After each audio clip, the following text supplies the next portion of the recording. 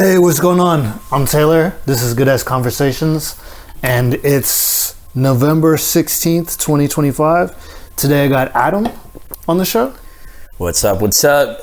Cheers, brother. Cheers, bro. Thanks for having me over. Thanks for coming on the show. How you doing, man? Good. Living good. Can't complain, man. I love San Diego. Oh, that's what's up. Every day is a blessing. Hell yeah. Are you from San Diego originally? I'm from Orange County, so just right up the way. This is all I know. Paradise, beach towns. Yeah. Feel like lucky to have traveled a little bit and seen other places, because this is like, you could get trapped here so easily. And, oh, for sure. Yeah. Where are you from? I'm from Texas. I'm from Dallas originally. Okay. But then I lived in Austin. Yeah. And one of Austin's nicknames is the Velvet Coffin, because it's like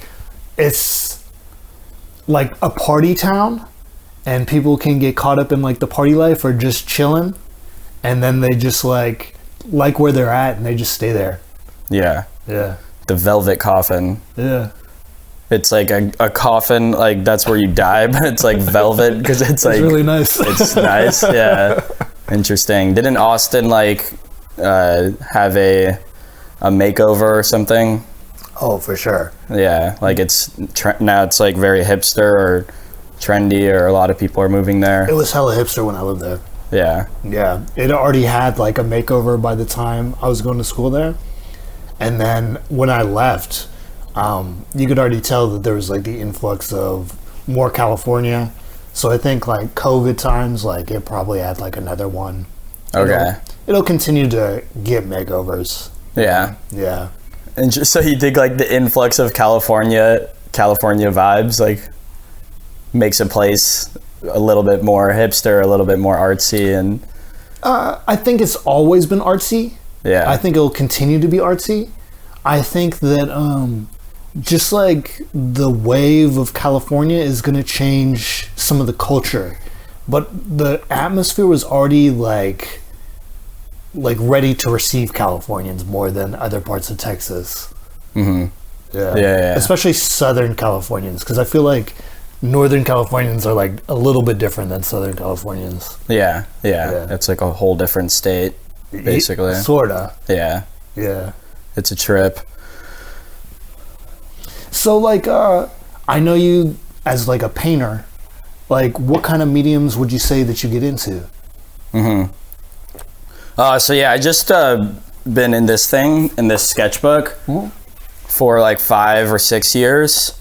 Oh, cool. And I developed this practice of just doing it every day. Oh, sweet. So I was doing that for like 4 years, and then essentially started using acrylic paint. Mm-hmm. I went to a music festival, Lightning in a Bottle, and then I met our friend Gonzo and all the other painters, all the other artists. And I was really inspired and just wanted to participate. It was something so special, and so it just spoke to me. I just saw these paintings and I was like, whoa, I want to make something like that. Like the way that I feel looking at this painting, I want someone else to feel that way looking at my art. Mm-hmm. So I literally just bought bigger canvases and just started buying paint. And yeah, mostly all acrylic paint, and a lot of paint pens. I love the paint pen. Yeah. And I feel like with the acrylic paint, I never got it to do what I wanted it to do. What did you want it to do? I wanted like more like these lines and like more detail, and just more of like the way that I was drawing with my pen. I was trying to paint like that, but I like couldn't do it. Yeah. So I just like gave up on like trying to force it, and then it started flowing like crazy. So I started just literally pouring the paint on the canvas, mixing it with a pouring medium, splattering the paint, just like getting the paint on the canvas in some way. And that like opened everything up, because I feel like that's a block for a lot of people of just like, I can't do, the vision I have in my head is not how it looks when I paint, so I'm just gonna give up because it's not how I expect it to be. Like, do you ever feel like that? You have like a vision for how you want the art to be, but then you make it and it's like it will never be that. Oh yeah, absolutely. Yeah. I've definitely gone through that. Like, initially, because I started making stuff like later on, like in my early 20s. And when I started, I've always been able to be around like really great artists. It's just always been in my life. Yeah. And then I've tried like different creative things. And when I got around to doing visual art, again, like I was surrounded by like really talented people. And I was like frustrated that I had like these visions in my head of what I wanted to make, but I didn't have like the skill level to like produce it. And then I think just like through time, I was able to like realize in conversation, it's about exploring the mediums, like exploring yourself. Yeah, it is a self-exploration. Yeah, it's literally, I look at everything in life as like basketball, for example. You'll take like Kobe. He goes to the gym before everyone. He shows up, and what is he doing when he's there? He's practicing fundamentals, dribbling, shooting, passing, all these different groups of skills. It's the same way with art. You're practicing drawing, screen printing, painting, dancing, making music, whatever you like. And the more proficient you get at specific skills, the more accurately you can start to paint that vision that you have in your head. And it's just a little different and more abstract to grasp, because in basketball you just put a ball through a hoop and you win games. So it's like you can point to it, like, here's how many points I scored, here's how many games we won. In art, I found that the goal, or I feel like a lot of these things, I don't know, this is just like thoughts that I had that make sense to me. It's about like, how do you feel right now? And the artist is the one who can accurately depict, this is how I feel right now, into whatever song or painting or clothing or cooking, whatever they make. This is like how I feel. And the more time you put into the sharpening the skills and techniques, the more accurate the feeling is and the vision is. And that means that art is, whether people like want to hear it or not, is like it has to be like a 9 to 5. Like you have to clock in. Oh, I think that and you have to be disciplined, and you have to show up. Absolutely. Yeah. Do you ever feel like sometimes you just like, art is really fun and you're really excited, and then another time it's like, I don't really want to do this right now? Like, all the time. Yeah, I'd rather just go on my phone or do something else. Well, it's like recently, part of why I started the podcast was to rediscover enjoying art and like having it be fun and having the sensation of joy, instead of just feeling like I'm grinding towards like a level or like status, or financial levels. Yeah. And for me, because I feel like everybody's built different and stuff like that. For sure, yeah. And we all have our own world and our own perspective. But what I notice brings more success for me is like when I am literally in like a good mood and enjoying it. And what do you mean by success? So have it being like conversations or sales. When it comes to art, because it's like I can make something and it can be like awesome or to a T, like I feel like, especially in fashion, like you have to have things be perfect, but in other mediums I made things that are like excellent, but then at the end of the day, like there's no check or there's no visibility. And that's been very frustrating in the past. Yeah, and what do you mean by excellent? Like to me, excellent is like it's to a certain standard of craft, or to a certain and sometimes to a certain standard of conceptual idea. So it could be like a mix of skill, feeling, and execution. Interesting. Yeah, I feel like a lot of stuff that I've learned about art is obviously through creating, but I read a lot of Rick Rubin's book and listened to a lot of his podcast. I like a lot of the stuff that he talks about. The Broken Record podcast? That's one. Yeah, that one. His own Tetragrammaton, and then a couple other ones where he shows up. But he says one is basically like art versus craft, and how if you want to get, and then art versus business, like if you want to get really good at, like, I don't know, making t-shirts and then printing graphics for like a specific company, like that's like a craft of helping bring someone else's vision to life. And then art is more of a function of like, there is no right way, and there's no like perfection, there's no like way to do it better. It's just like that emotion to physical creation, and how these are like different pursuits, and they're both great. Like, I totally fuck with that and like agree with that. And then I also think there's certain caveats. It depends on what mediums you're working in. Yeah, for sure. And what is an example? So it's like my mom does mosaics. And what is that again? So mosaics is like an older Italian and like European and Asian tradition of like breaking up like ceramics or glass, and then taking the tessera or pieces and restructuring it into images. Okay. It will be like on the floor sometimes, as like tiles and stuff. Sometimes the wall and stuff like that. Okay. But then also just getting into like sculpture, and it's like I've had sculptures fail, and like when you sell like a sculpture to like a client, man, you don't want it to like fail like structurally. You know, it's like, so it's like you sort of need to know the craft or the skills to make a structural object, so that it can move through time. And it's like, especially if it's like hanging on a wall, or like it could be hanging over people, you don't want your art to like maim or hurt somebody.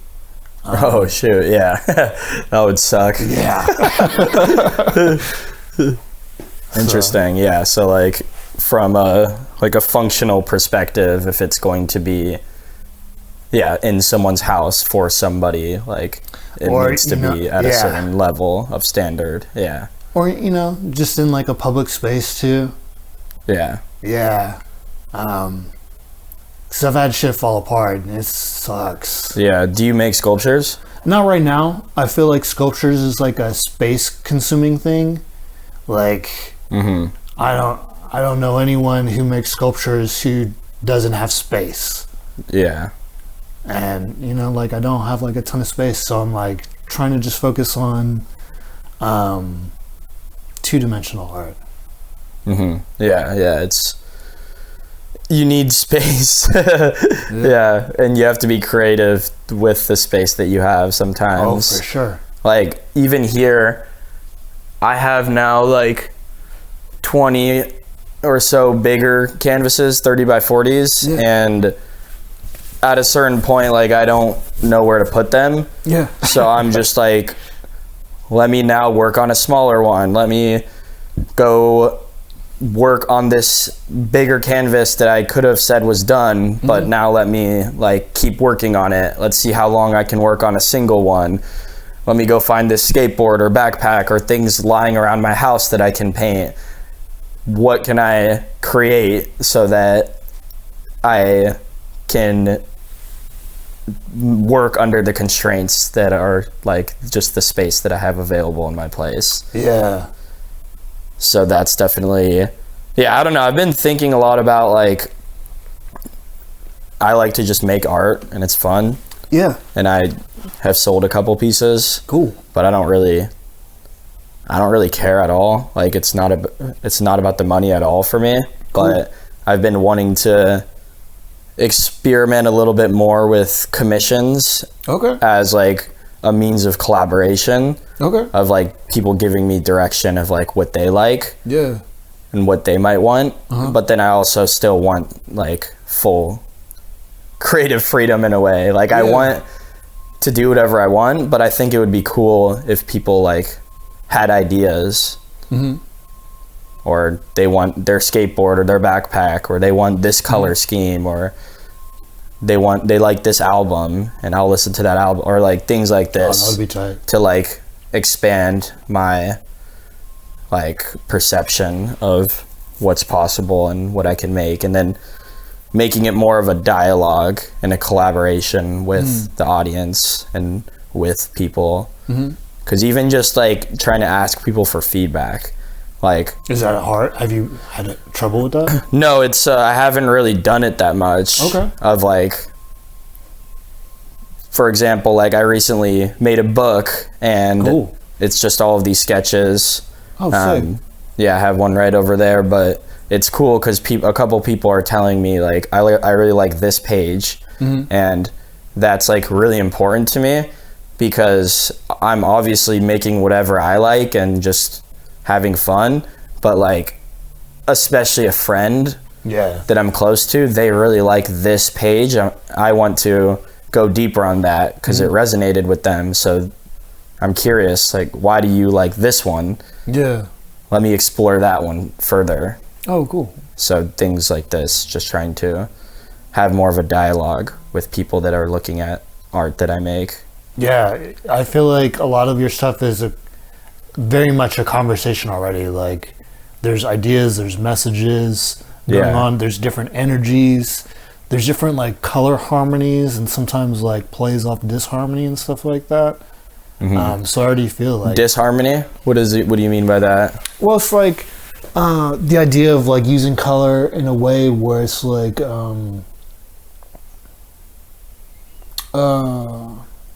disharmonious, but almost as a way where it's like earlier you were talking to me about like the idea of like chaos and balance, and stuff like that. I feel like whereas a lot of the features that are prominent when I'm looking at some of your paintings, it's like the colors go together when I'm looking at the focal points. But then when I look at some of like the backgrounds or some of like the off areas or something like that, something that wouldn't draw my eye immediately, I'll notice like, oh, like there's some colors that I wouldn't think to put together to create like an attractive, appealing like aesthetic or something like that. It's more so like it's like a dance or like a conflict. Interesting. Yeah, a conflict between chaos and harmony and between like color, you know? But it doesn't seem to be like a main. It's like in the background is like how it registers to me. That's interesting. Wow. But it's, you know, I've only seen like a handful of your pieces. Yeah. Well, that's something that is the reason why I love to share my art and I go to a lot of events and paint live. Oh, sick. And talk to people about the art, because you can just lock yourself in a room and make paintings your whole life and never talk to anyone. And like, maybe that's for some people, but then now you're, I don't know. It's just, it's weird. You probably want to like connect with people and see what they think and get some feedback. And I think what you're saying of a conflict of the conflict of colors being like in the background, but the focal being more, you think more cohesive or more interesting. So that's literally a big theme in my life and my art, is that I have this constant conflict with myself, really, of like this ego or this voice that's saying you're not good enough, this guilt, this regret, this fear and anxiety.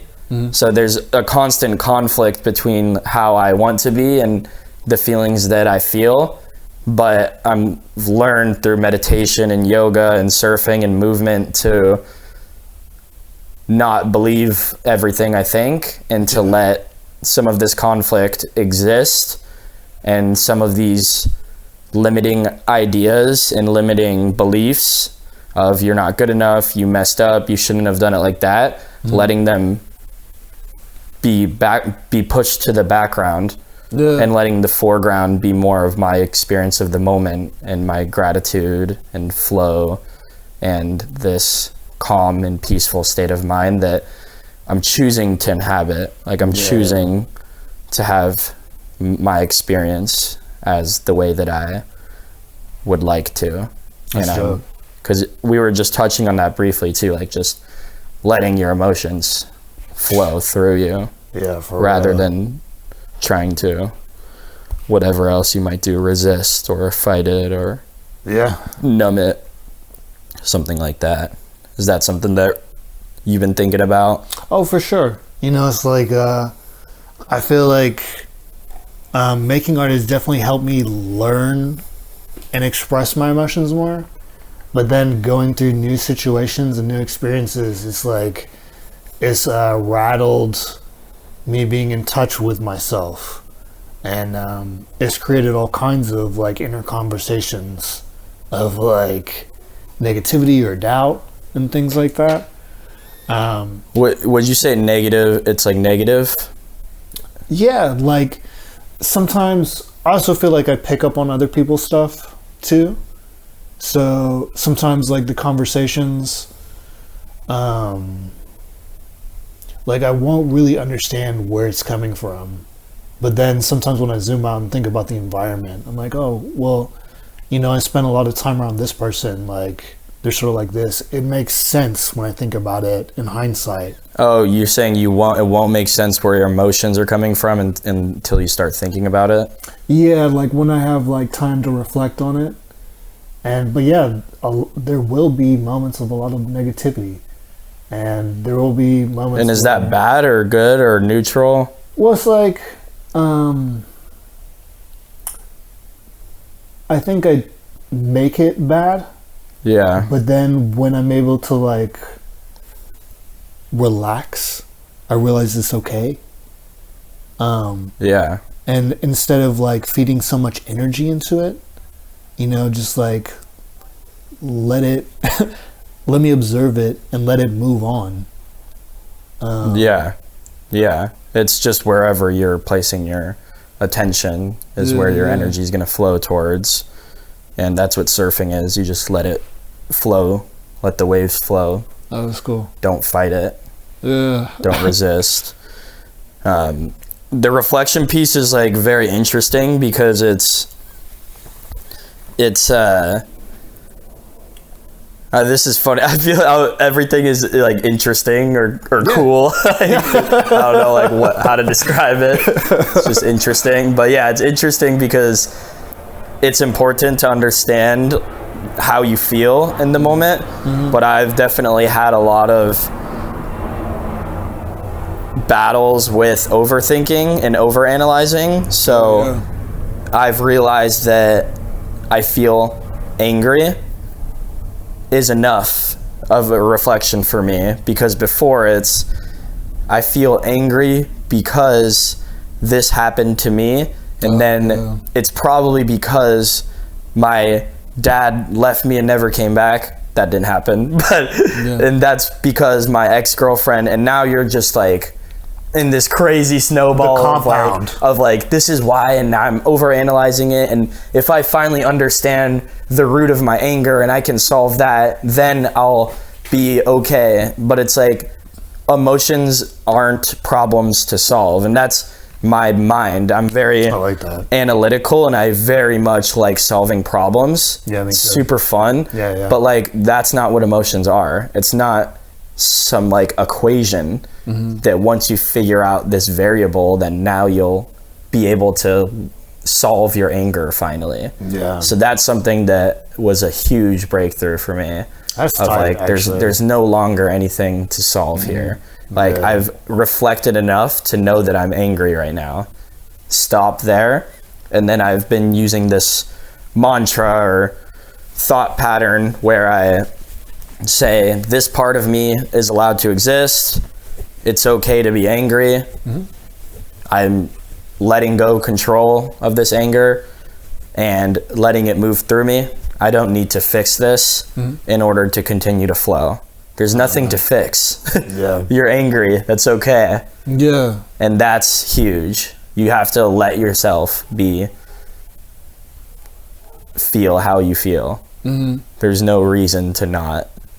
And it's not, and in negative, the reason why I was curious on the like term of negative emotions is that there's a lot of that I've heard around negative emotions actually being very positive or beneficial because they point you towards changes that you might want to be making in your life. Absolutely. And if you don't allow yourself to feel the negative emotion, you might never make the change because you don't feel like anything is wrong.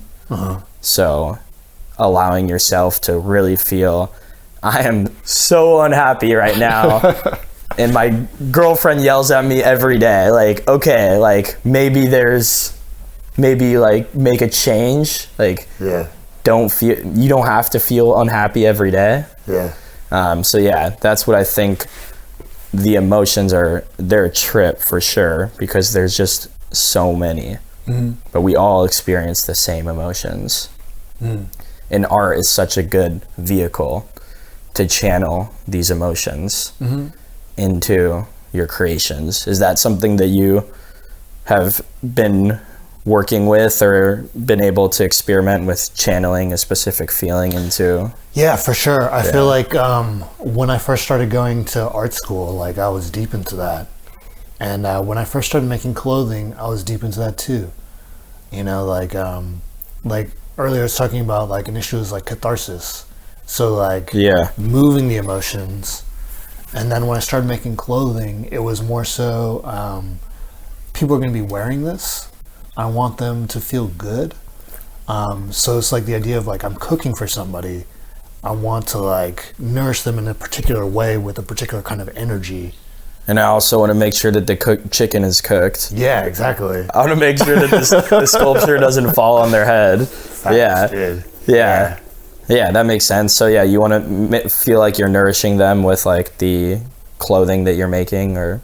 Yeah, like when I was first starting to make clothing and I had like a little shed and stuff like that I would work out of and stuff. Yeah. I was very like intentional with like the kind of energy that I was experimenting with and like trying to put into the clothes.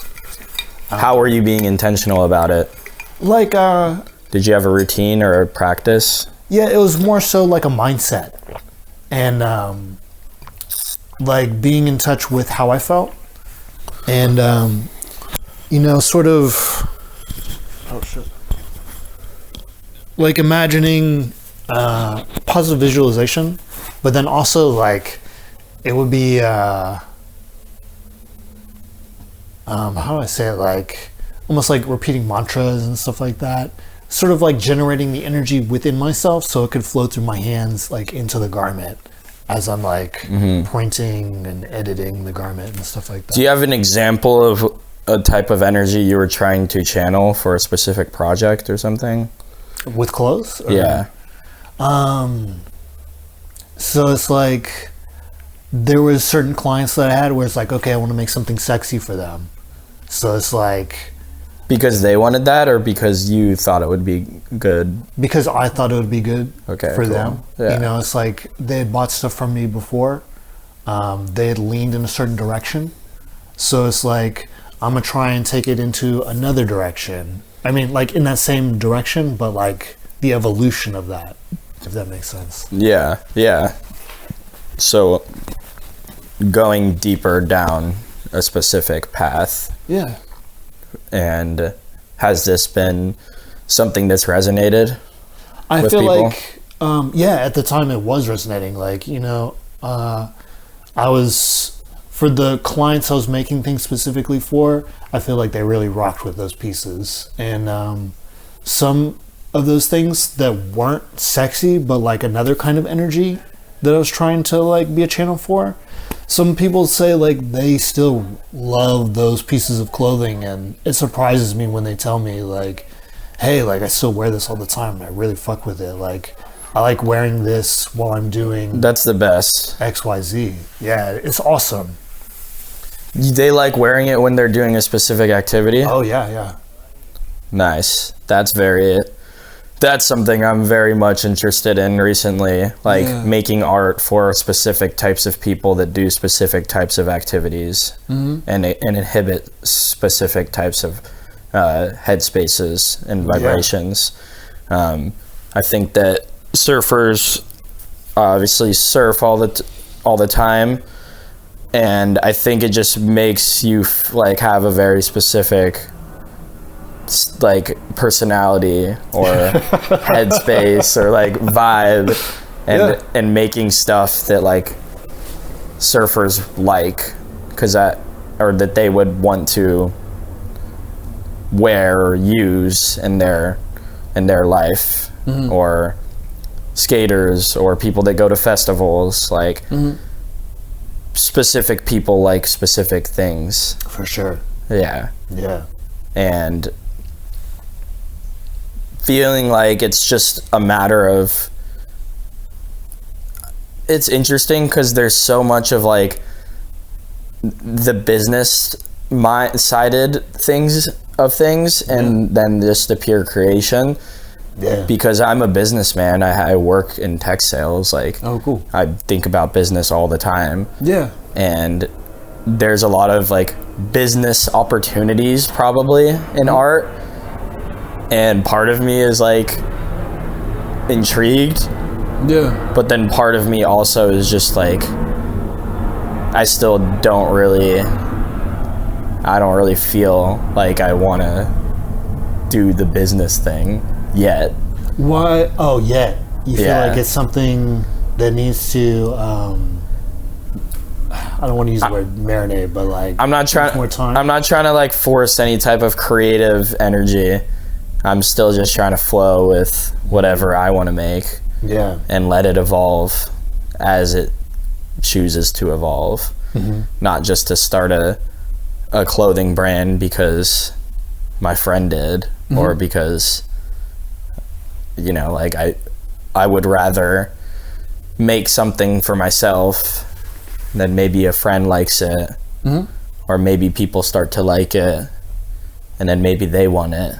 I can make it for them and let it be more organic.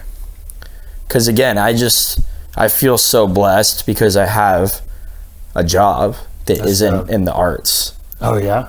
And I bring a creative mindset to it, and it's like very cool because it differentiates me from everyone else who's thinking very two-dimensional. I think that's awesome. That shit is crazy. Like just bringing that creative mindset into different, like a tech company, but it allows me to have art as like pure passion and pure love. That's dope.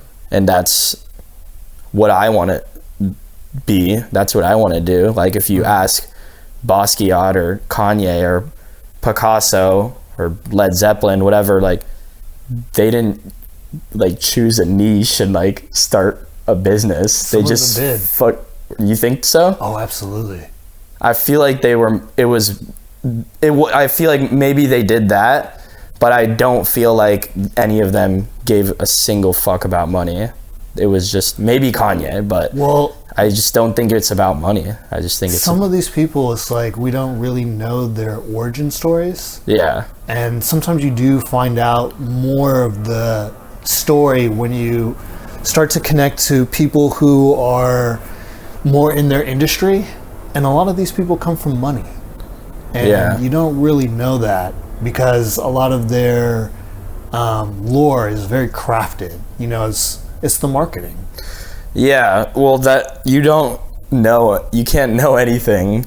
Like, I always think, like, how do we know that there was a freaking Declaration of Independence, or that there was all these things that happened, that there was Mesopotamia, whatever? Like, how do we know anything? It's just someone wrote it in a history book. Like, sure, why not? I believe it.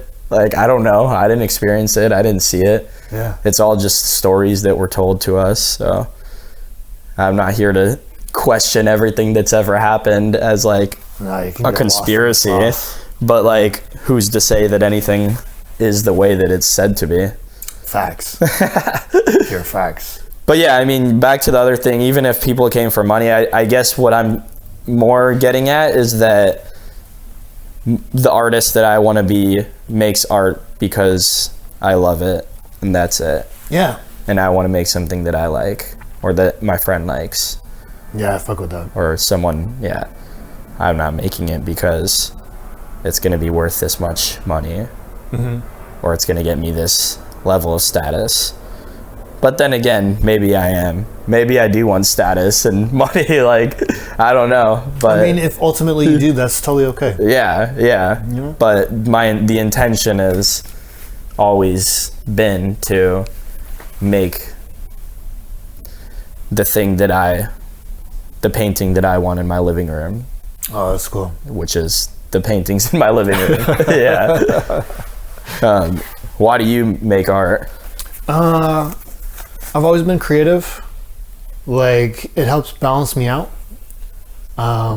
When I got into making visual art, I thought I could be really good at it, and it's something I could do anywhere in the world.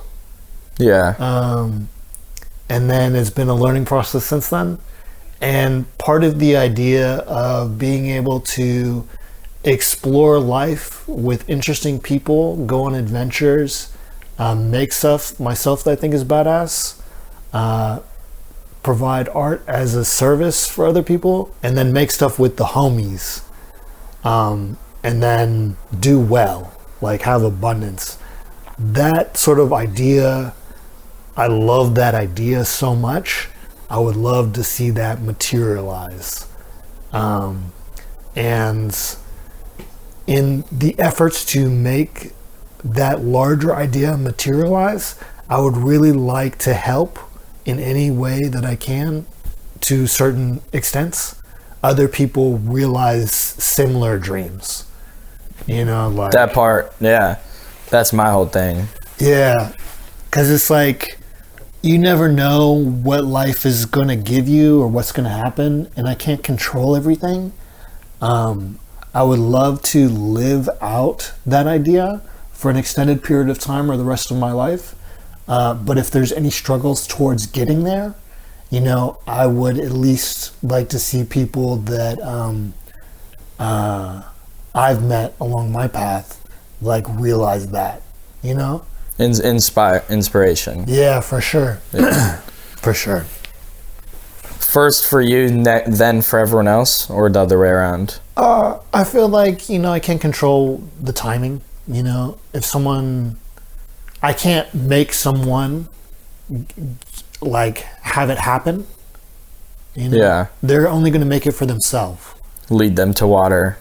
They can't force them to drink. I can't technically lead anyone to water either, you know? It's like, but I can help, you know? Well, don't you think you could at least show them where the water is? Yeah, for sure. But it's like, you know, sometimes people need different things. Like, I know people who are amazing technically and conceptually, but, you know, if they're trying to be a professional artist, I may not have the information or resources for them to become financially successful.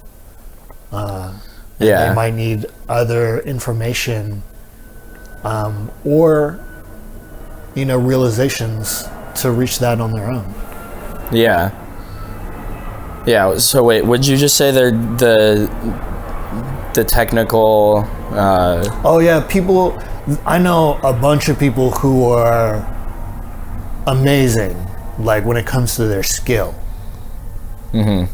And then it could be that they're just having a hard time focusing, or they're having a hard time with their environment, or they're having a hard time with their occupation. Yeah. And it's just not conducive to them producing the art and then having lucrative opportunities with it at the same time. Yeah. I guess a lot of these topics I can't even really comprehend because I've never thought about art as like a lucrative opportunity. Yeah. But it can be. I know it can be. Absolutely. And I think the technical piece is really interesting because you can use if you're making a song, you can play the synthesizer and the guitar and the piano and the drums and put them all together and mash them together, and you can be like insanely good. Yeah. But like no one cares. It sucks. But it's like, whoa, that's like very impressive. It's awesome. I can't believe you did that. But then someone just goes and plays a song and plays 3 chords on a guitar, and it's the most popular song in the world. It's not, it's just like, it's not about like how, I mean, sometimes it is like about technical skill. Like I was saying before, it's allows you to have more accuracy depicting your emotions in the physical, but a lot of the times it's literally just about whoever is most confident in how they feel and expressing that in a very focused way. Yeah. Like, this is how I feel, here it is. Yeah. And then talking about creative identity, it's basically just continuing to consistently identify with how you feel and how you see the world, and then people start to recognize your like style because you continue to create from a place of rawness and authenticity. And focus has been a huge word for me in my past trip. When I was in Indonesia, I was thinking about that a lot. Just, I have so many freaking ideas, bro. I have so many ideas. I have so much creative energy. I have so much art that I've made. I feel like I've seen it in stages. Like stage 1 is, I don't know what to make. I'm blocked. I can't create anything. Stage 2 is, I create everything. I love making art. And then stage 3 is, now what? I have all of this art that I made. What am I gonna do with it? Like, what's the purpose? I think I was talking to a friend that wrote a book, like a poetry book, and she had like hundreds of poems or thousands, whatever, and she was trying to write a book with like a cohesive theme or message, so she had to figure out how to piece them all together and tell a story. So I feel like I'm at the stage where I have so much, and it's like, what's the story I'm trying to tell? Oh, you're like, how do I fit everything like a puzzle together? Like, I have all the pieces, which is a lot in itself, just to have all the pieces. But I know they fit together, but I need to focus. It's hard to do a puzzle if you're not focused. Yeah. You have to be really focused on like what is the puzzle? Is it the Golden Gate Bridge? Is it an octopus?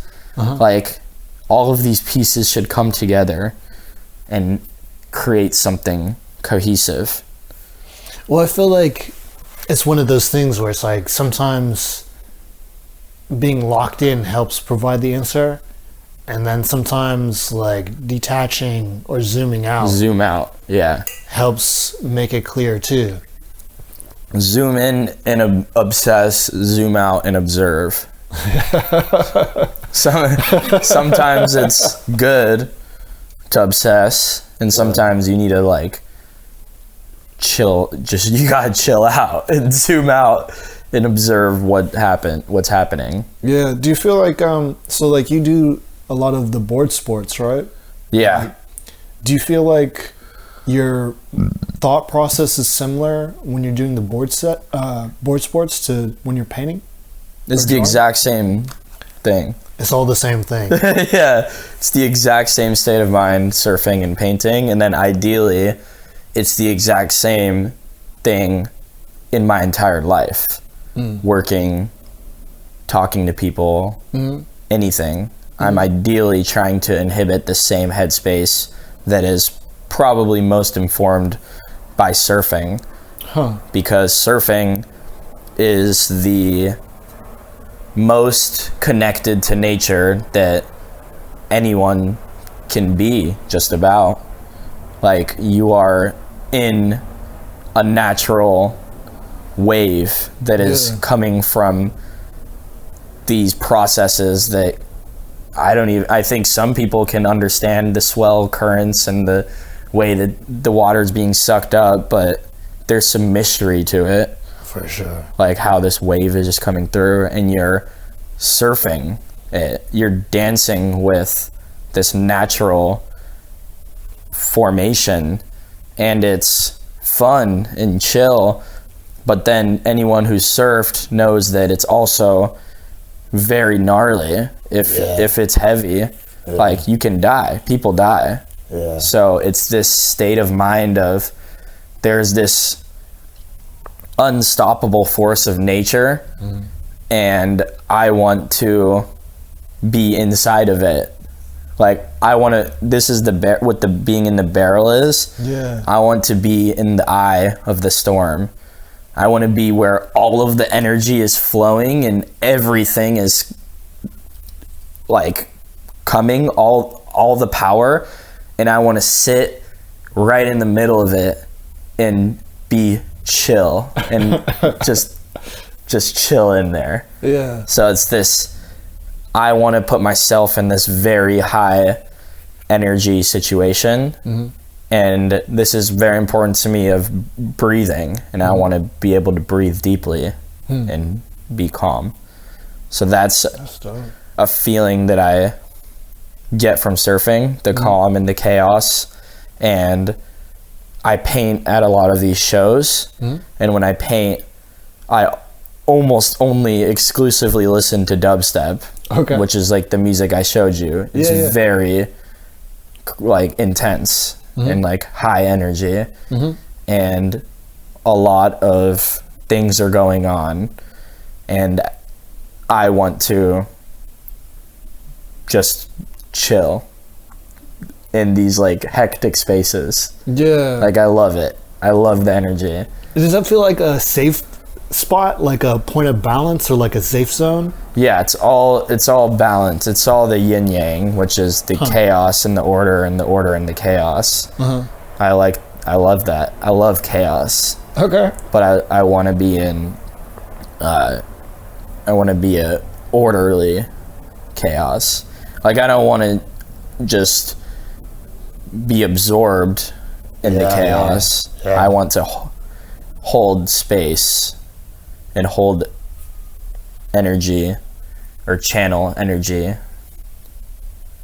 into a painting or a piece.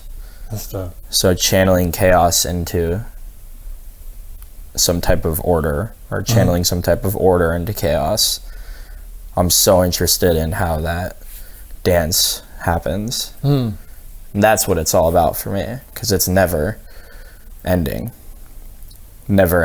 chaos. Do you ever feel like there have been like chaotic environments where it's just like, this is too much? Like, for sure.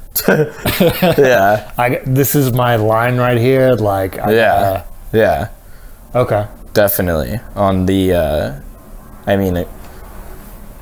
skating down a hill, it's super fun, it's sick. Skating down a hill and breaking my wrist, getting it cut open in both sides, and getting screws and plates in me, like, that's too much. Like, fuck. Too much chaos. Dial it back a bit. Surfing, it's too big. Haven't had one of these in a while, but like, well, when I was in Indonesia, I was out in the lineup, and this girl was crying because it was too big. Oh, really? It's not a joke. She's fucking freaking out. Yeah. And we've all had moments where it's vibe checked. We're like, oh shoot, like this is real. Yeah. Like you can die. There's no lifeguard. Yeah. There's no lifeguard out there. Like this is real shit. Like it's not all fun and games. Or even at the shows, like I've seen some very messed up stuff at the festivals and the shows I've been to that is like, whoa, not chill. Yeah. People take it too it's just Icarus. Like you can't fly too close to the sun. Yeah. I love being right there. Yeah. I love being right around the sun, but you don't want to be too close. It's just a adrenaline junkie mindset. Mm-hmm. Different levels for everyone.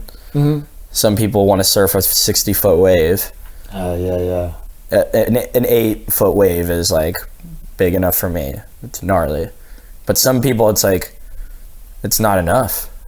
Yeah. Like I need more, or else what's the point of living? I need more stimulus. I need more to feel alive. Yeah. We want to feel alive. Yeah, it's a trip. It is a trip. And it's like, I feel like the phrase, like, it's not enough. Like, Never enough. never enough. Yeah. That was something that was very present at the last job I worked at. Just like a general... What job was that in? I'm not going to say it specifically while we're recording.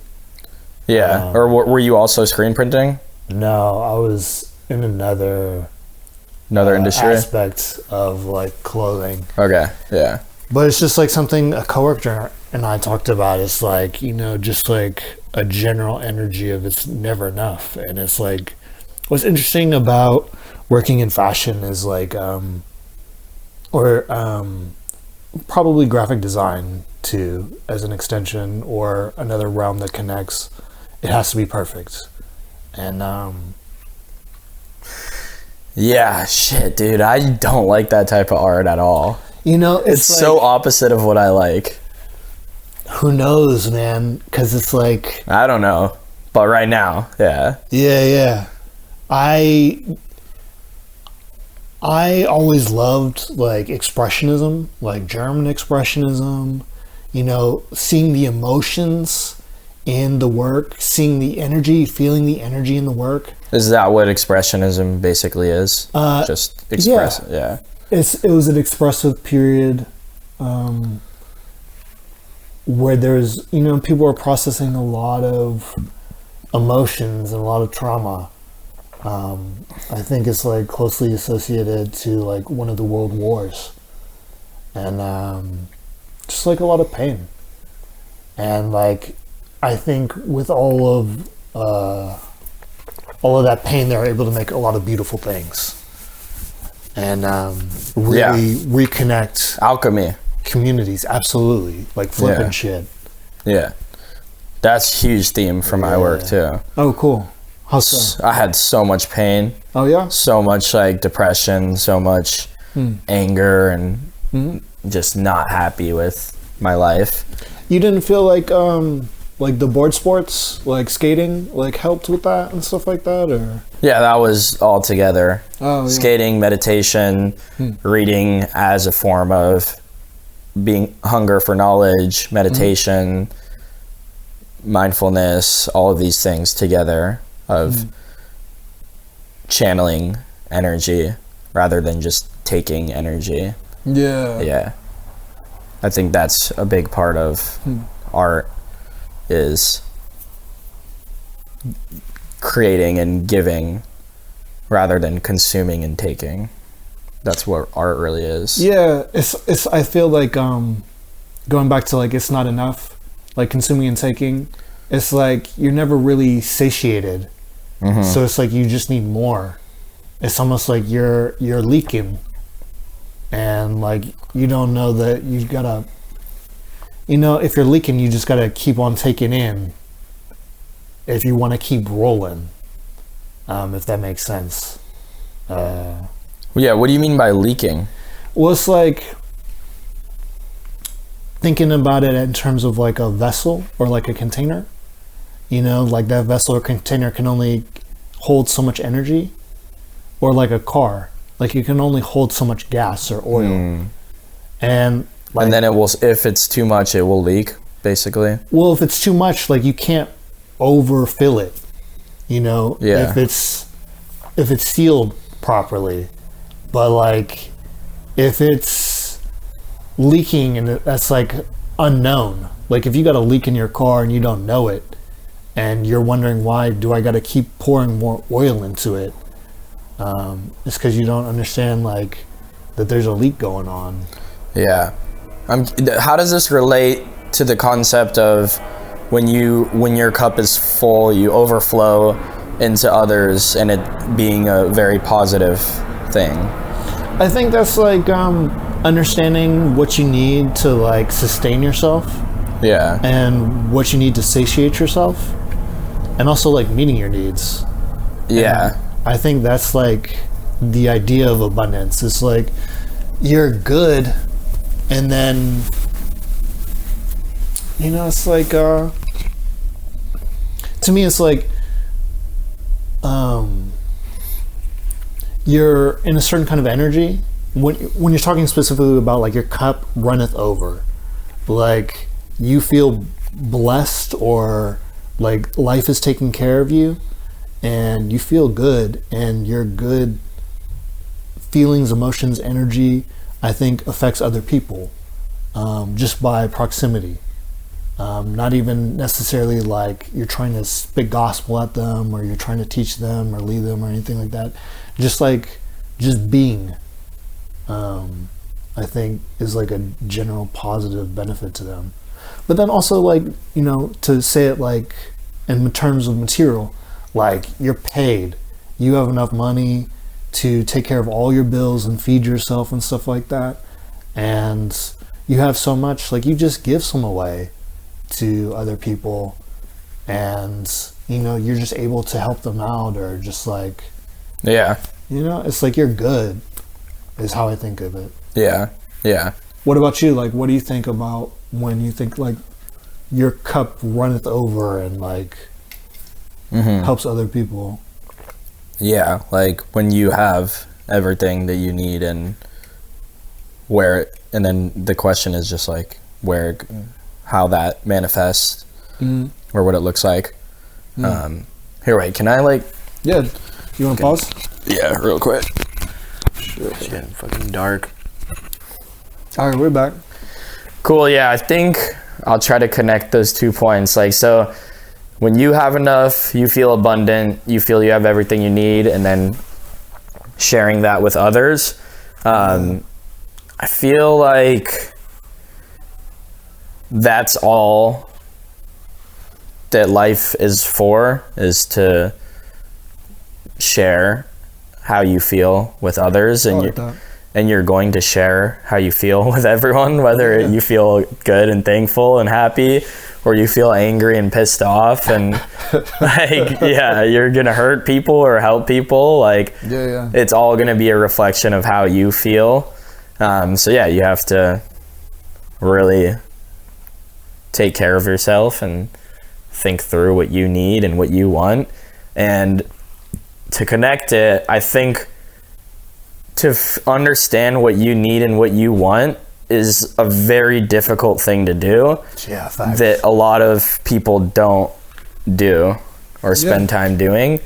And one thing, what you just mentioned about podcast being like a cool way to revisit a conversation. I think you were speaking about podcast as being a vehicle and being able to revisit a state of mind, a vibration, a typical or a way of being. And when I don't know if this all connects, but it just reminded me of this idea of when I'm surfing, or when I'm on vacation, when I was just in Indonesia, or when I go to festivals, maybe I'm like feeling like $1 million.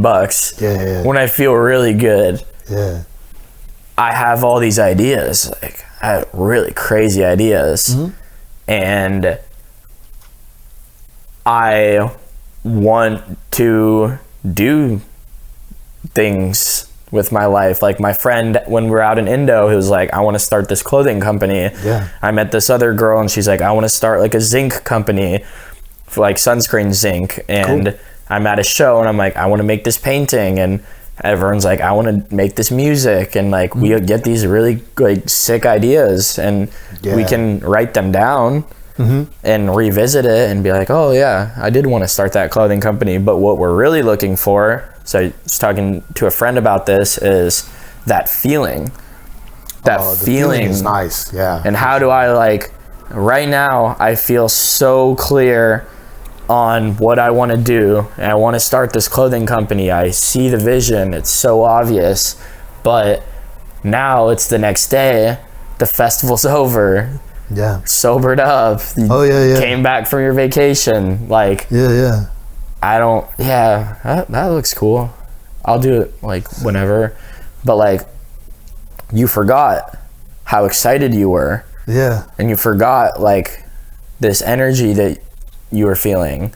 Yeah. Because as a human, it's not that easy to just like pick up where you left off. You need vehicles to tap back in. Yeah, reminders. And do you have any?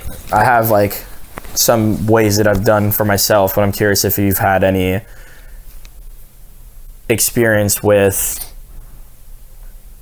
very clear vision, you feel really good, and then you want to work on that. I guess like a vision board, for example, or music that you were listening to. Oh yeah. Or clothing or art. Like there's different ways to get back in that headspace. Have you thought of this type of stuff before? Or? For sure. Absolutely. Not only to like sort of like jog the emotions or jog the mind, to remind yourself to like get back to the things that you're like genuinely interested in terms of building or experiencing. Yeah. But also just like ways to take care of yourself and refresh yourself so you can continue to work. I feel like, you're talking about, you gotta, if you're interested in being a professional creative, like you gotta treat it like a 9-to-5. Yeah. Like in that zone, things are not going to continue to be exciting all the time. I even think if you just want to be a creative, take out professional, you still have to some extent treat it like a 9-to-5.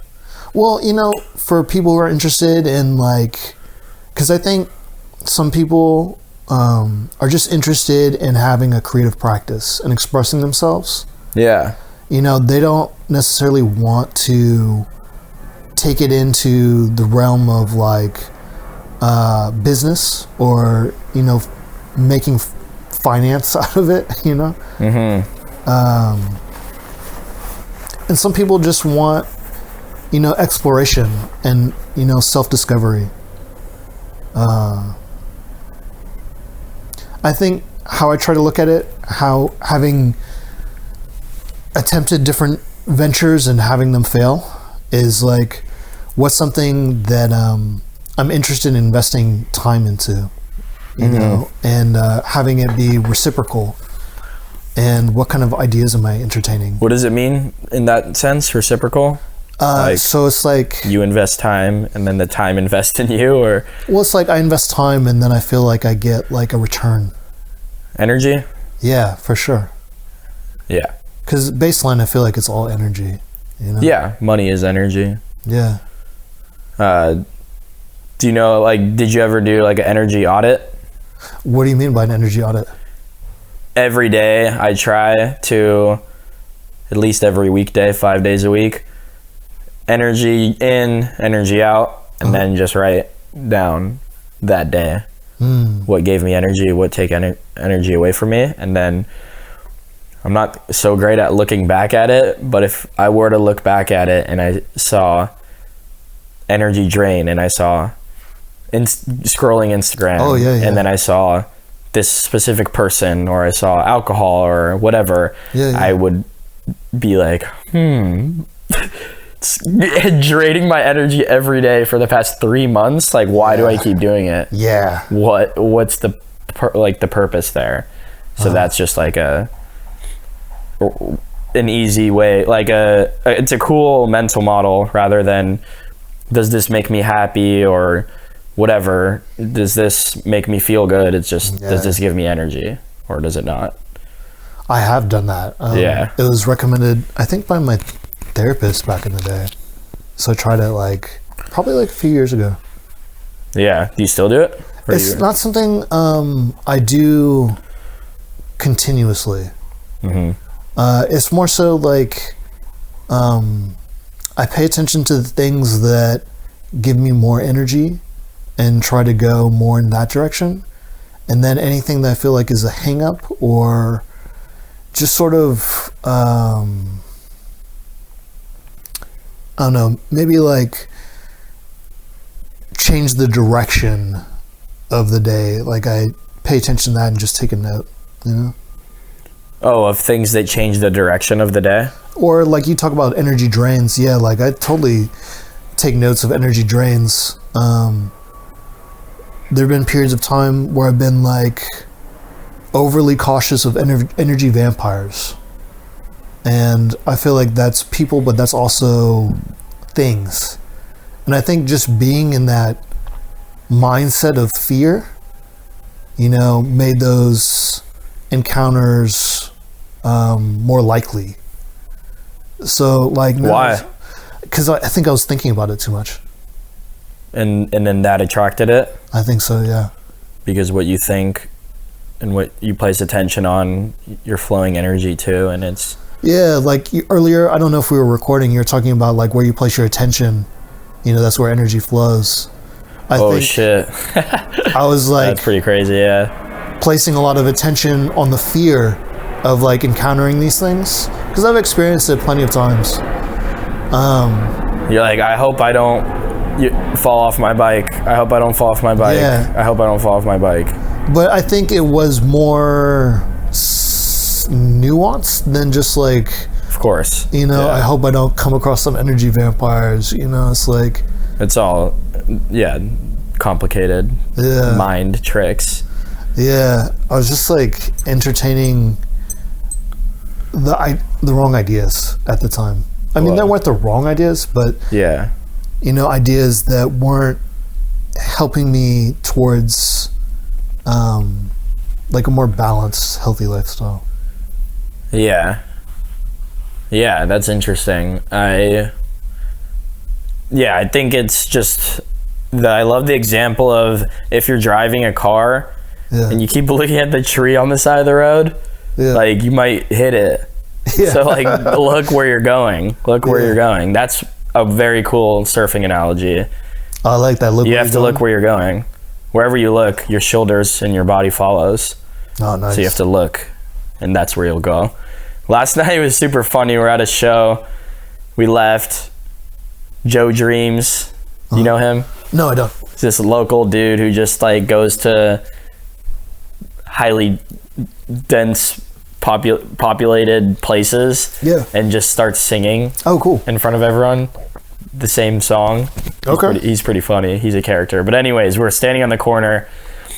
He was standing 15 feet away from us on an elevated surface 10 feet high, singing into a microphone, and my friend was right there, and I was talking about him, and we were standing there for 15 minutes, and she said, I didn't even notice that he was there until you just pointed that out. Oh, crazy. And it was what? It's crazy. It wasn't even real. It didn't exist because she wasn't paying attention to it. Whatever you pay attention to is truly your reality. Well, also, I feel that story is great about, everybody has different filters. Yeah. And you can change your filters sometimes, and sometimes you can't. And what do you mean by, filter? It's I think it's the reticular activation system. Activating nervous system. It's like we constantly change our filters to like pick out certain kinds of information, and like how she was set up, she was just like phasing that dude out, tuning him out. I like even notice little things like if I see a happy couple, sometimes I can get jealous because I want that. But then also I can just like not look. Well, it's like so I was really excited to have you on the podcast because, you know, when we were talking, when I met you at the art show, it seemed like there was this whole integration of spirituality, consciousness, and different ideas in your work. And I was like, oh, this will be great shit to talk about if he wants to talk about it, you know, on the podcast or off. It doesn't matter. Like, I like talking about this shit. It's all I want to talk about. And I feel like in my own exploration of this kind of stuff, like I've read different people and listened to different people. There's this one Christian metaphysician from like the early 20s. Okay. And she was talking about like sort of what one person would refer to as like the field, or like your span of awareness. Like anything that you notice in your span of awareness, like that can be a reflection of you, or it could be like something that you can have for yourself. Like me myself, like I've experienced so much like jealousy and like inner hater, especially sometimes with people that inner hater. Yeah, I like that.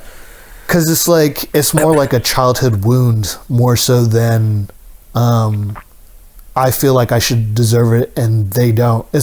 I don't think I've experienced that as much, where it's like I feel like I deserve it and they don't. It's more so like, why don't I have this as well? Yeah, personally, this frame has completely changed my life. I've learned it a couple months ago. Naval Ravikant, if you've heard of him. It sounds super familiar. And Jordan Peterson, they both talked about this idea of thinking about yourself and being miserable are just about the same thing from like a psychology. Like, I mean, Jordan Peterson's like a clinical psychologist, so like what he meant by that was thinking about yourself being more about thinking about like the ego self, which is things like, this happened to me, this person doesn't like me, this person didn't give me what I thought I deserved, I deserve this, why am I not getting this? That's thinking about yourself. And the converse is thinking about others and thinking bigger. How can I make this person at this party feel more comfortable?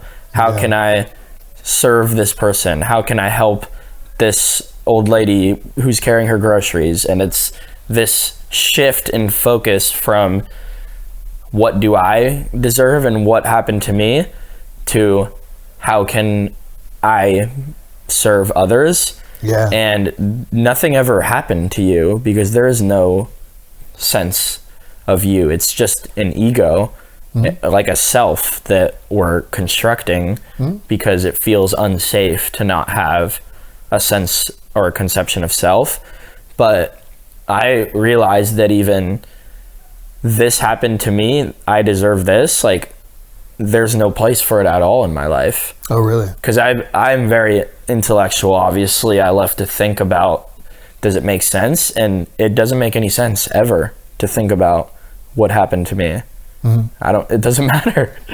Like, I just want to help and serve. And maybe I think a lot of the way that I will speak sometimes is just like, I'm maybe overcompensate for myself, and maybe for someone else, they need to think about like that stuff more for them. But for me, like, I know what I want and what I need, but there is no one size fits all. Like, facts. Yeah, there's different ways that people experience things. But yeah, I'm curious, what what gives you energy? Because like for me, you know, like I like to serve. Oh yeah. And help and inspire, and that's a big one. Yeah. So I would say like I love nature. Yeah. I didn't realize how much I love nature until like I moved to California, and how much like replenishment it gave me. Wait, when did you move again? Like I moved towards the end of 2019. Okay, so almost like 6 years. Yeah, it's going on 6 years now. And yeah, it's definitely 6 years, huh? It probably doesn't feel like that. Yes. Yeah. Trip. Conversation about art and aesthetics totally gives me energy a lot of the time. Creativity. Whoa, that's cool. Like I love being in the creative mix. That gives me energy. Cooking. The creative mix, I like that. Yeah, the creative mix, it takes me to whole other levels. I really like being around other people who are working on projects or developing things and then talking about it. And then being able to see all the different phases from like idea generation to like the middle of the idea to completion. And yeah, planting the seed, watering the seed, seeing it grow, and sharing it and giving the plant to someone or whatever. Yeah, I'm really interested in creative conversations and being in the creative mix, giving energy. Two things that I wanted to say for sure. about that came to mind is energy and rest and being tired. Yeah. I recently realized through this concept of rest and motion that obviously your body needs some type of physical rest, but also being tired is very much a state of mind and a state of the way that you are living your life. Yeah. For example, when we were in Indo, we were in the car and my friend was really tired because we just went on a long hike and slept not that much the night before. And then we had this creative conversation like this. Yeah. And he was saying how he felt so energized and awake, but he was just super tired. Yeah. And it's crazy because that was just a state of mind. He wasn't actually like, maybe his body was a little tired, but he like awoke some other energy in him. And another way I experienced it was like at this festival, I was listening to this DJ set, LS Dream and Closey, and they were playing, and then I was dancing, going crazy, and then this other musician, Cam Steen, he's actually from OB, he played this handpan, and do you know what that is? Yeah, I do. And it was very different than the crazy dubstep, and then I just was chilling, and then I just felt like I just took a nap, and I felt like so energized. Oh, cool. Just from this like sound. Yeah. It woke me up, and then sometimes you sleep 12 hours and you feel like you haven't rested. You're still tired. Yeah. Sometimes you're just tired all day. Yeah. So like, how does that work? Like, why are we tired? Like, it's not about sleep at a certain point. It's about like other things. Like, what am I doing that's making me tired? And what am I doing that is like making me feel alive?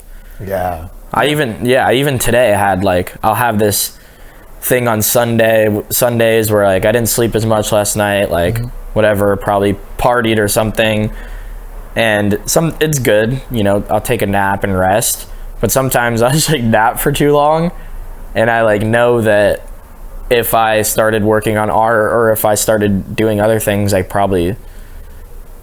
would have given me energy. Yeah.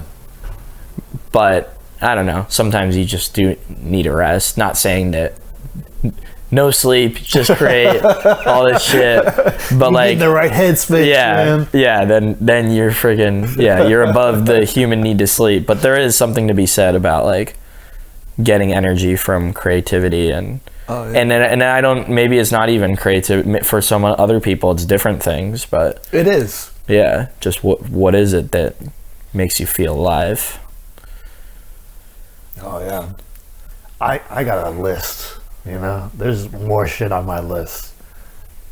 For what list? The shit that makes you feel alive. Yeah, and it's good to keep a list and know what it is, know the things you like. Yeah. I'm curious too, so that was like the first piece that like really sparked from what you said, but when we were talking at the art gallery and we're talking about access to creative spaces, creative people, and just being in the creative mix. Why do you feel that it's so important to be in the creative mix? Why not just lock yourself in the room and do all this stuff alone? Because I've done it. I've done both. You know, like I think that I used to be really afraid of spending time alone with myself. And then... Yeah, super common, I feel like. Yeah, and I would tune it out a lot with, like, movies and video games. And even music is like a subtle one. Yeah. And then when I got into making art, I felt like I confronted a lot of that. When did you get into making art? Like when I was like 21, 22. How old are you now? I'm 38 now. Oh, really? Yeah. Oh, wow. Damn. So.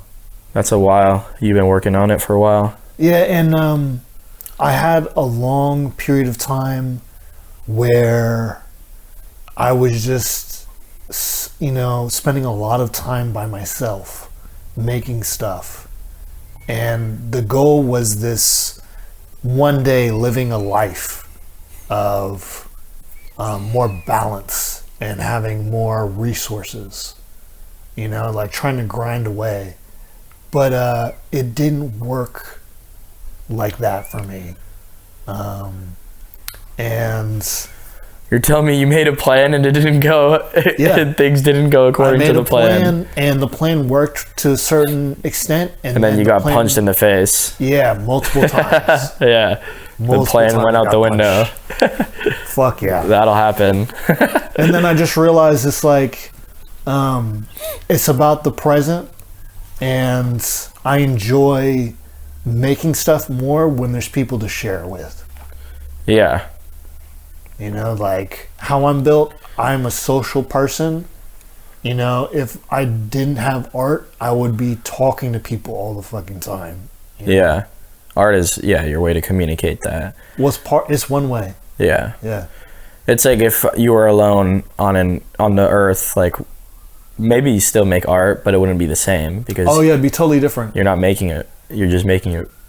Yeah. And no one's ever going to see it. Someone asked me that question. It's like, if you were the only artist, not the only person, but the only artist in the world, would you still make art? And I was like, yeah, I would, but it would be totally different. Yeah. Yeah, for sure. Well, man, do you want to wrap it for right now? What time is it? We can go for a couple more minutes. Okay. Yeah. Or for, like 10, 15 more minutes. I feel like we barely like scratched the surface. Yeah, for sure. For sure. There's definitely an infinite amount of things to talk about. But I think a bunch of stuff. I think like for the creative, being in the creative mix, this was like a very interesting like realization that I got when I was in Indonesia of just, there was a hostel there. Yeah. And it was a surf hostel, so just about everyone there was either surfing or learning. Yeah. So we would all come back from surfing, and then at the hostel there was a skate bowl. So you skate at the hostel, and then $2 beers, $3 meals. Oh, nice. And then the locals, a group of like 10 of them, usually 15, would be skating, be jamming, playing guitar, singing, drumming, just like reggae, Bob Marley, a bunch of American artists, like just good vibes, good energy, making art, drawing, a lot of creative energy. And it was beautiful. It was so cool. They were just like, everyone sang, everyone played guitar, everyone drummed. Doesn't matter if you're good or not. Everyone skated, or at least tried, you know, like maybe some people are way better than others, but at least they're trying.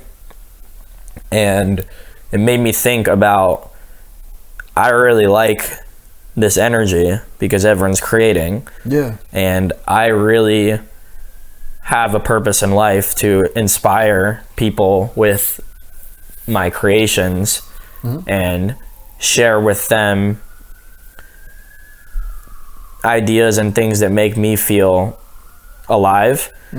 And I really want more creative spaces. And I like saw this vision of either there in Indonesia, in Kuta, Lombok was the town, or here or anywhere, having a space that when people walk in, we're gonna make art. We're gonna collaborate on a painting. You can sing, you can make jewelry, whatever you want to make, like a space where everyone is just throwing down and everyone can get involved. And there's like, I love the community canvas, which is something I do often, which is I'll just bring a canvas and bring markers and let everyone draw and collaborate together. And it's so cool because it's just like, sometimes I feel like with art, it can be very much a function of who made this one. Oh, that's a collaboration between Picasso and Basquiat. Wow. Oh, that's very interesting that this artist, it's like, fuck that. Like, who made this? I don't know. Some random person and his friends. It's cool. I like it. They're not famous artists. It's literally just some random people. But like, we made art and like, we're sharing it. And it's like, maybe it's less functional because it doesn't sell as well, but it's not what it's about. It's just about, we just make art. It serves a purpose. Yeah, and the purpose is unlocking the creative fire inside of everyone. Yeah, and like when you're talking about how you bring like creativity to your job. Yeah. Like I try to talk to certain people about that, and it's just like the conversation never gets off the ground. Yeah. But I think creativity is something like, you know, innately human, or, you know, innately part of us. And I also think it's great at creating community. Yeah. Yeah. And I think it would be great to take it outside of the boxes and the lanes that it's typically associated with in our culture and learn how to apply to different things. Yeah. Yeah. That's the classic, I'm not a artist, I'm a lawyer. Yeah. I'm not an artist because I'm a doctor. I don't play basketball because I have a job. Like, we want to be in lanes, and it doesn't make any sense. Like, you don't have to be we're multi-dimensional beings that experience different interests and passions, and just because you have a job doesn't mean that that's who you are and that you can't do other things around it. I really like Seth Godin. He's an author, and you've heard of him. He's the marketer, right? Yeah, he has very cool concepts of looking at business as art. Yeah. I like his description of art. He was saying something like, say the Beatles play a concert and it is the craziest concert we've ever heard and it changed our life. They're not playing a concert. Obviously they're getting paid for tickets and whatever, but they're not playing a concert being like, I gave you this great concert, now you owe me one. They're saying, I'm gonna play this music for you because I love it and I love you and I don't expect anything in return. Again, obviously they're getting money, but it's not like I'm only doing this because I'm getting money. And that's what art is. It's what giving a gift is. You don't give someone a Christmas gift and be like, okay, where's mine? Or a birthday gift. Maybe you do for Christmas, but not a birthday gift. It's like, that's what art is. Like, here this is. I love you and I'm giving this to you. I don't expect anything in return. And that is what art is. And that there's a lot of that in the business context where you can help your coworkers or do things that aren't your job or solve problems for your company. And obviously I'm doing it because I could probably get some money from it, but I'm not doing it being like, look what I did, now give me money. I'm just like, hey, like, I want to help out. I want to help everyone around me. And that is a cool definition of art that I heard. I like that. A gift. I like your definition, like, because I feel like art can be whatever you make it. Yeah, it's a conversation, it's a compliment, it's brushing your teeth. Like, it's not so, like, small. It's everything is an art. And I like the idea of it being a gift. Yeah. I also don't, I don't have any judgment on, like, using it to generate money. Yeah. Yeah. Again, whatever. I mean, in the end of the day, like, you need to make money, especially if you want to live in California. So there's different ways to do it. And I personally just have never been in the art business side of things. And I know a lot of people are. But I just look at art as this is just something that I do because it's vibes. Oh, cool. I don't have to do this. Yeah. I don't have to make art. Yeah. I have money. I have a job. Tight. I have things I like to do. I don't need that. Art's funny too because it's like you don't need paintings in your house. You don't need art.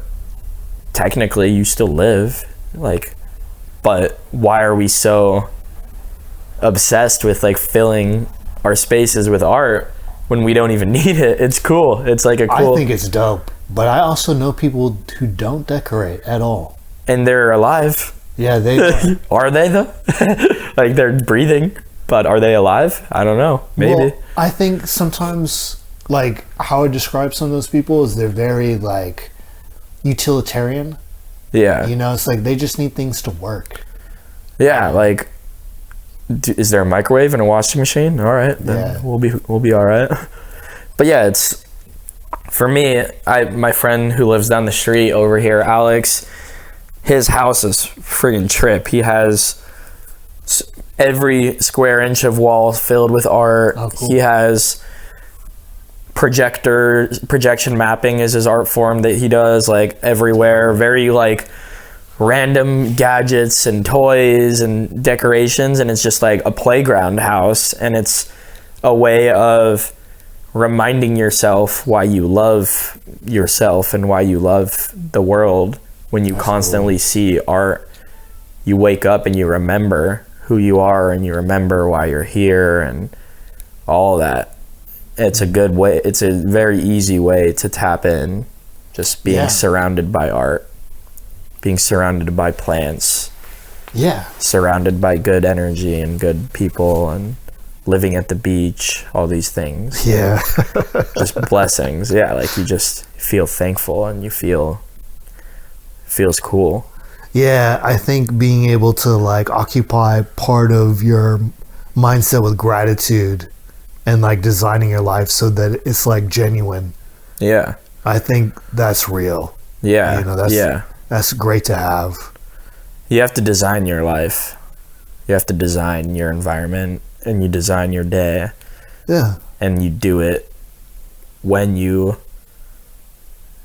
feel like, you know, when you feel like $1 million, like, how can I design my life so that I can tap back into this feeling? Yeah. Which is why one of the reasons I started painting is when I went to that festival and I met our friend Gonzo and met other artists and saw this great art. I'm like, I've never felt like this before. Oh, interesting. And now every time I listen to that music and make that art, I tap back into that feeling. It's like a clear vehicle. Right back to that state of mind. You know, it's like I know like you got to get going soon. Yeah. But one thing I wanted to talk about real quick was like, you know, nostalgia is like such a big thing right now in the culture. Okay. Interesting. And, you know, like you're talking about tapping into like a point in time. It reminds me of nostalgia, but I know it's not, because I know like you're reminding yourself of like an energy or like a well. Do you ever feel like there's getting back to a certain place, but then there's also the exploration of like, hey, like there's tapping back into this mode, but what would be like the evolution of this mode? Yeah. If that makes sense. Yeah, that's what I was about to say. Okay, cool. That's why I'm tapping back in, so that I could continue it into the future and evolve it. Do you feel like there's new nodes or like new checkpoints or like spaces that are like along the path of the evolution as you grow it? Yeah, I'm tapping back in. If you look at it like a mind map or a tree, I'm tapping back into the trunk and building new branches out. Oh, it's a beautiful metaphor. New trees. Yeah, but I'm tapping back into this foundation. Into the roots. Yeah. But I'm constantly trying to branch out new ideas and interpretations of the festival experience or the surfing experience.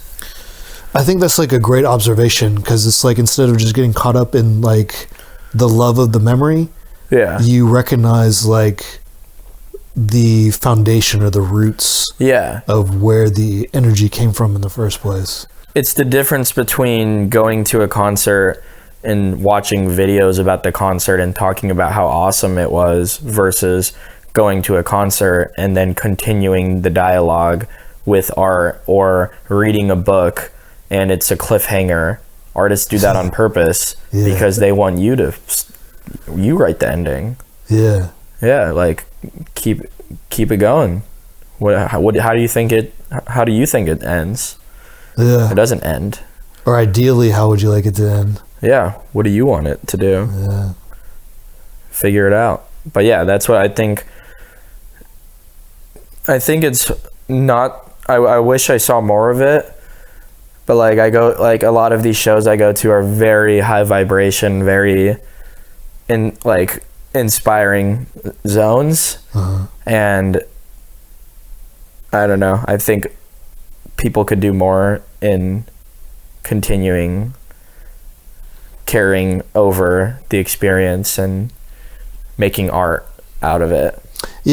Rather than just consume. I mean, there's nothing wrong, again, do whatever you want, but like at a certain point it's like,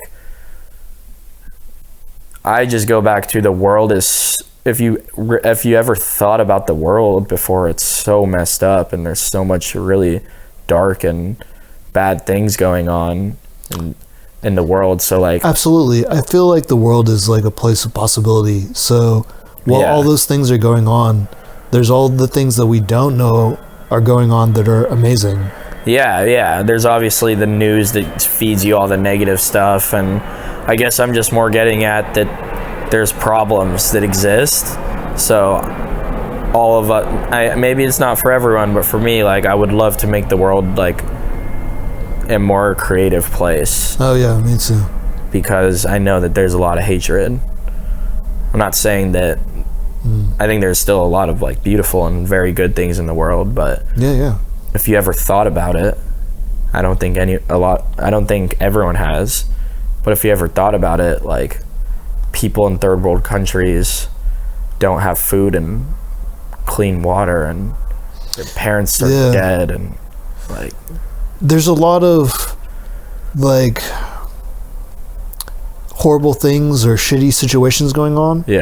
But I also realized not every problem is for me to solve. Definitely not. And just like, sometimes I feel like we try to jump into situations and solve problems when we don't have the full picture. Like, do you ever hear about what happened with the Tom shoes? No. You know, there's this shoe company. I know the company. And they donated shoes for every time someone bought it. Okay, yeah. So, you know, where their shoes went in Africa, it put a lot of shoes on people's feet. But then there was also like this one region where it was known for shoemakers. It put all of those shoemakers out of business. Oh, shoot. So it's like it completely disrupted the market and economy and the ecosystem. So it's like, I feel like there's so many different variables and dynamics to everybody's world or group's worlds. You know, it's like we don't understand the dynamics of a lot of things. Yeah, it's a little out of touch at that point. Yeah. I'm donating shoes, so we're a good company. Oh, look how good they are. You know, to me, it sounded like a great thing when I first heard about it. Which is what it sounds like to everyone, probably. Yeah. Which is good marketing. Yeah. It's good PR. And while I think like world hunger is, you know, something that should be worked on, there's the resources, you know, it's like, I think because of my own spiritual beliefs, like we all go through different things to learn stuff. Yeah. And sometimes like jumping in and trying to solve someone's issue isn't the solution. Yeah, for sure. And I do think that it would be awesome to like come together and work on some of these things. But I also don't have the fuller picture. So it's like I can only speak on it from where I see it now. Yeah, like do they want your help?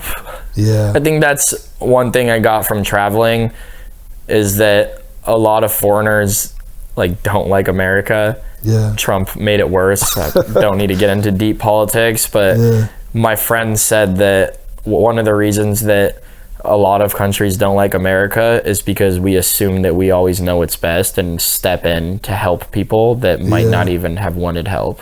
Yeah. But we're assuming that they need help. Yeah. Is something that he said. But yeah, again, it's like, I think it's at least like if you're trying to help someone, like that's better than not. But sometimes, yeah, it's like not your problem to solve. I think though that too, like you can't solve the world's problems. I think the other day, like just talking to friends about like problems in the world, I'm just like, yeah, like there is a lot of problems. So like you should probably pick one. Yeah. And like devote your life to that, because you can't solve all these problems. And I don't know, it makes me sad when I think about everything too much and feels out of my control. But I picked mine. I just want to inspire people to create more art. That's tough. Keep it simple. Yeah. So yeah, whatever. I think that it's helpful when we can focus on something. Yeah. And also I like to start small in scale. It's like, yeah, for sure. I got problems that I'm trying to figure out. I think just solving my problems helps someone else solve their problems. Yeah. And then there's problems within like my groups and communities that need to be addressed. And, you know, like I'm just trying to work on those. Yeah. Just have one good conversation with the cashier at the Trader Joe's, or give one person a compliment, or just one small action, ripple effect. Yeah. You don't, and I mean, I've definitely had this, like, I want to save the world, but I've been to that state of mind, and it's just a little naive. Like, that's not what it's about. Like, you're not going to end world hunger. Maybe you will, but maybe you will just be a better son for your parents, or be a better friend, or help clean up your beaches in your community, or these smaller things. But yeah. It's tight. so much, dude. Unlimited stuff. But yeah, that was sick. Yeah, so I just want to close out with one quick question. Yeah. Like, you're talking about commissions and doing, what would be like ideal commissions for you? Like, who would you love to work with? Who would you love to make stuff for? Like my friend that I met at some of these shows I went to is getting a whole leg tattooed of my drawings. Oh, sick. And he already has like 10 or 15. Yeah. And I just want to work with those types of people, the people that love the work. Okay. And that trust the vision. Okay. Because I'm not here to be like, I want you to paint an octopus on my surfboard. I don't do that shit.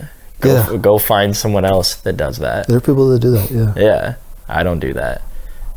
This is what I do. If you like it, like, I'd love to work with you. But at a certain point, like, I'd love to expand and challenge myself and try new things, but this is what I do. This is generally the box that I stay within. I'm down to expand and try new things, but if you don't trust the vision, then maybe this isn't a good fit. That's what a friend just told me on the plane. Great. Yeah. Yeah, great advice. The friend that I just met, some French kid my age, 25, was making surf films and working with brands, and some brands were like, I want this and that, and he says, I want full creative freedom. They're like, no, we want it like this, and he's like, I don't think we'd be a good fit. You should go find someone else. Yeah. That's it. The right partnerships and relationships go a long way. Yeah. And you don't want to be so, even if it's like, for example, like one of my favorite DJs is like, whatever, like Subtronics or something. If he wanted something, maybe I'd be a little bit more open to experimenting. I'll paint that octopus for you. But at a certain point, it's like, still like, this is my style. Because then what? I'm just making stuff for whoever wants whatever, whenever. Then it's like, I have no authenticity. I'm just... Well, I think for some creatives, that's okay. Yeah, that's more of like, seems more businessy craftsmanship, which is totally chill. But I'm not that. I'm an artist. I think it depends on what your vision is and what's in your wheelhouse. Yeah. For sure. Like, I didn't go to art school. Like, I didn't do this shit. Like, a lot of the more successful artists I know did not go to art school. Yeah. It's different. I love to just scribble on my canvas and just pour paint. Like, I love to just fucking do whatever. I'm not painting a self-portrait, or I don't know how to do that. Maybe I can learn. Maybe one day you'll make it. But I don't really want to now. But yeah, maybe at some point. But yeah, I want to make art for people that trust the vision. Dope. Yeah. Well, where can people find you online? Do you have like an IG? Yeah, Adam's Creating on Instagram, adamscreating.com. You have a website too? Yeah. Awesome. Just was born.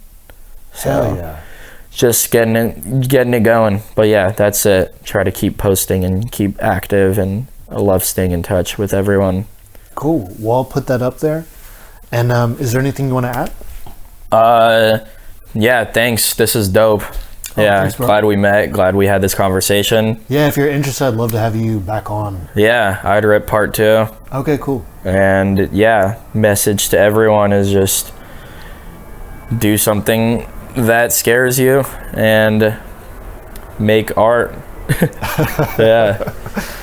Make art and share it and have fun. So have fun. Yeah. Cool, that's a wrap then. This is good ass conversations. All right.